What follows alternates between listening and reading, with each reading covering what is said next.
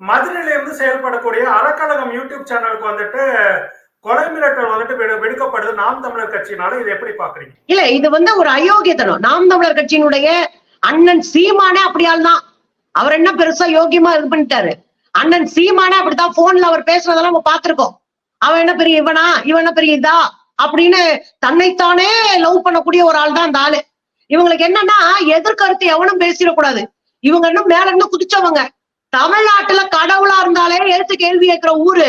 அதுல நீங்க எல்லாம் பெரிய ஆள் கிடையாது. அப்ப கேள்வி வைப்போம். எதிர்கருத்துன்னா நீ எதிர்கருத்து சொல்லு, நீ ஒரு வீடியோ போட்டு சொல்லு. அதை விட்டுட்டு கொலை பண்ணுவேன், உன்னை காலி பண்ணிடுவேன் அப்படின்னு சொன்னா இது மிகப்பெரிய அயோக்கியத்தனம் மட்டும் இல்ல, கேவலமான அரசியல். இந்த அரசியலை வளர விடக்கூடாது தமிழ்நாட்டுக்குள்ள. ஏன்னா இங்க கருத்து சொல்லி வளர்ந்த ஊரு.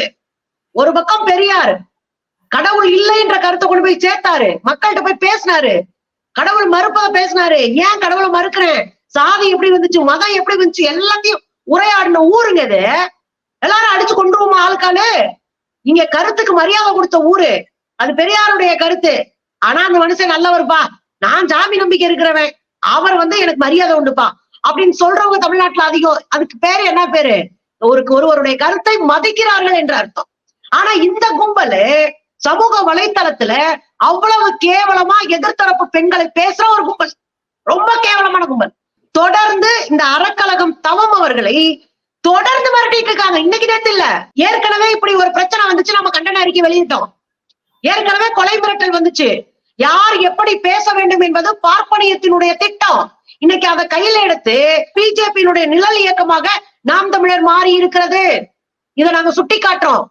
ஏன்னா யார் எப்படி பேசணும், என்ன லாங்குவேஜ்ல பேசணும், என்ன வார்த்தை பேசணும், எப்படி பாவனையில பேசணும் அப்படின்னு திரும்ப திரும்ப போதிப்பது பார்ப்பனியம். அந்த பார்ப்பனியத்தினுடைய நிழலாக இருக்கிற அமைப்பு தான் இந்த அமைப்பு.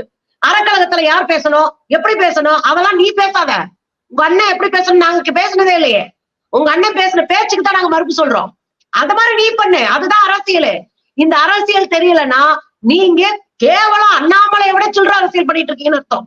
அண்ணாமலையே ஒரு சில்லற அரசியல் பண்றவரு, அவரை விட மோசமான சில்லற அரசியல் பண்ணிட்டு இருக்கீங்க அர்த்தம். நீங்க காலாவதி ஆயிருவீங்க காலத்துல. சீமானுக்கு அப்புறம் அந்த அமைப்பை என்ன சீமான் இருக்கும் போதே தூக்கி நிப்பாட்ட ஆள் இல்ல. சீமான் கூட ஜெயிக்க முடியல. 3வது இடம் சொல்லி ஊர்ல எல்லாம் போய் ஆளை நிப்பாட்டி 5 ஓட்டும் 10 ஓட்டும் சேகரிச்சு நாங்க 3வது இடம் அப்படின்னு உருட்டிட்டு கிடக்குறீங்க. மக்கள் ஒரு இடத்துல கூட உங்களை முழுசா அங்கீகரிக்கல. வெற்றி என்பதை உங்களுக்கு தரல. காரணம் என்ன? உங்களை நம்பல.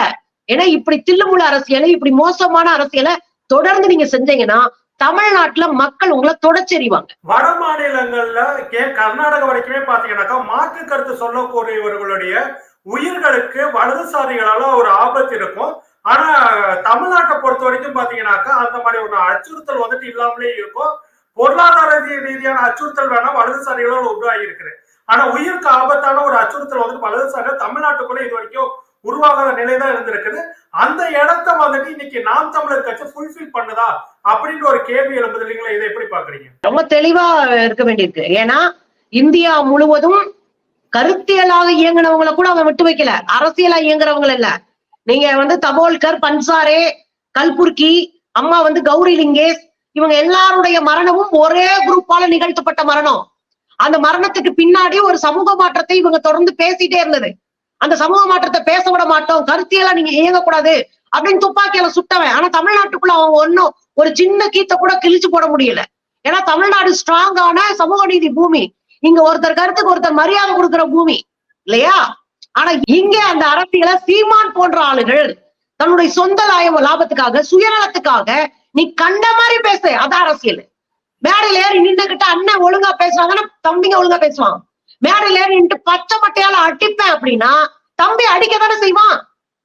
நான் அப்படியே 1000 பேரை பிடிச்சு ரேப் கேஸ் போட்டு உள்ள தள்ளுவேன், கஞ்சா கேஸ் போட்டு உள்ள தள்ளுவேன், வட இந்திய தொழிலாளர்னு பேசினா அவன் வட இந்திய தொழிலாளர் பார்க்கும்போது அடிக்கதான் செய்வான். அப்ப தலைமை நேரா இருக்கணும், தலைமை மரியாதைக்குரியதா இருக்கணும்.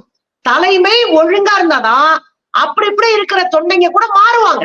இப்போ விடுதலை சிறுத்தைகள் கட்சி இருக்கு, எல்லா தொண்டர்களும் படித்த இளைஞர்கள் எல்லாம் சொல்ல முடியாது, சாமானிய இளைஞர்களா அந்த அமைப்புல இருக்கிறாங்க. இப்ப அண்ணன் திருமா அவர்கள் அந்த இயக்கத்தினுடைய தலைவரா இருக்கார். எவ்வளவு நிதானம், எவ்வளவு பொறுமை, எவ்வளவு நுட்பமாக ஒரு அரசியலை பேசுறாரு. அதை பாக்குறவங்களுக்கு என்ன தோணுது? ஐயோ நாம வந்து ரவுடித்தனம் பண்ணக்கூடாது, நாம வந்து இப்படி யாரையும் ஆபாசமா பேசிடக்கூடாது, நாம ஒழுங்கா அமைப்பா இருக்கணும் அப்படின்னு அமைப்பா திரள்றதுக்கான எல்லா வேலையும் அவங்க பாக்குறாங்க. நீங்க அதுக்கு ஒரு உதாரணம் சொல்றேனே, பொன்பரப்பில ஓட்டு கேட்டு போகும்போது ஒரு ஒரு காலனி பகுதி முழுவதும் போய் பட்டியலின மக்கள் வாழக்கூடிய, உழைக்கிற பட்டியலின மக்கள் வாழக்கூடிய ஒரு பகுதியை அப்புறம் அடிச்சு உடைச்சாங்க. ஏன் திருப்பி அடிக்க தெரியாதா? வெறும் அடியால் பயிருக்கு அடிச்சாலே வலிக்குது இல்ல, உழைக்கிறவன் அடிச்சா வலிக்காதா? ஆனா என்ன அங்க முடிவு எடுத்தாங்க தெரியுமா? அந்த பேசுற ஒரு காணொளி அந்த சமயத்துல ரிலீஸ் ஆகி பெரிய பரபரப்பெல்லாம் ஏற்பட்டுச்சு. நாம திருமானன் வழியில நடக்கிறவங்க, நாம தலைவர் திருமாவினுடைய வழியில நடக்கிறவங்க, நாம என்ன பண்ணணும்னா அடிக்க அடி இல்ல, அதிகாரத்தை கைப்பற்றுவதன் நம்முடைய இலக்காக இருக்க வேண்டும்.